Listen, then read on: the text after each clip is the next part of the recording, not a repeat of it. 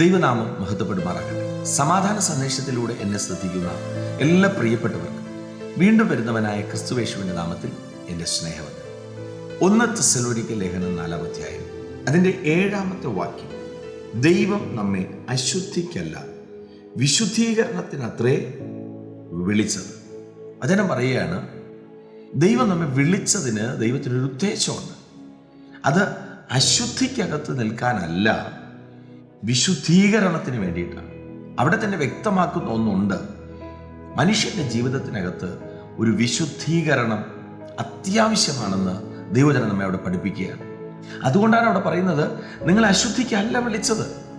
അതിൻ്റെ തൊട്ടു മുകളിൽ ആത്മാവ് പിന്നെയും എഴുതി വച്ചിരിക്കുന്നു, ദൈവത്തിൻ്റെ ഇഷ്ടമോ നിങ്ങളുടെ ശുദ്ധീകരണം തന്നെ.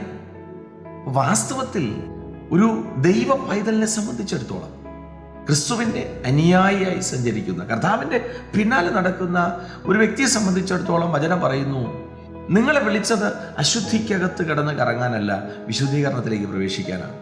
അതുകൊണ്ട് തന്നെ അവിടെ പറയുന്നുണ്ട്, നിങ്ങൾ ദുർനടപ്പ് വിട്ടൊഴിഞ്ഞ് ഓരോരുത്തൻ ദൈവത്തെ അറിയാത്ത ജാതികളെ പോലെ, അതായത് ദുർനടപ്പിനകത്ത് നിൽക്കുന്ന, അല്ലെങ്കിൽ ഈ ലോകത്തിൻ്റെ ഇഷ്ടങ്ങൾക്കകത്ത് നിൽക്കുന്ന വ്യക്തിയെക്കുറിച്ച് പറയുന്നു, അവർ ദൈവത്തെ അറിയാത്തവരാണ്, ഒരു ജാതികളെ പോലെയാണ്.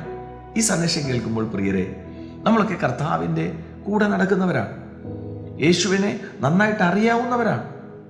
പക്ഷേ അപ്പോൾ പോലും നമ്മൾ പലപ്പോഴും വിട്ടുകളയേണ്ട പലതും നമ്മൾ വിട്ടുകളയുന്നില്ല.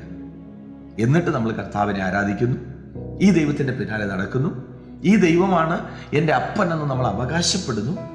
പക്ഷെ ദൈവവചനം പറയുന്നു, അങ്ങനെയല്ല. നിങ്ങൾ ദുർനടപ്പ് വിട്ടൊഴിയാതിരുന്നാൽ നിങ്ങൾ ദൈവത്തെ അറിയാത്തവരാണ്, നിങ്ങൾ അറിഞ്ഞിട്ടില്ല. കാരണം വചനം നമ്മെ പഠിപ്പിക്കുന്നു, ദൈവത്തിൻ്റെ ഇഷ്ടമോ നമ്മുടെ ശുദ്ധീകരണം തന്നെ. ഈ സന്ദേശം കേൾക്കുമ്പോൾ നമ്മുടെ ജീവിതത്തിനകത്ത് ദൈവം ആഗ്രഹിക്കുന്ന നിലയിൽ ഒരു ശുദ്ധീകരണം പ്രാപിച്ച് വിട്ടൊഴിയേണ്ടതിനെ വിട്ടുകളഞ്ഞ് ആത്മാവിൽ സഞ്ചരിപ്പാൻ ദൈവം കൃപ ചെയ്യട്ടെ. വിശ്വസിക്കുക, പ്രാർത്ഥിക്കുക. ദൈവം വിശ്വസ്തൻ. God bless U.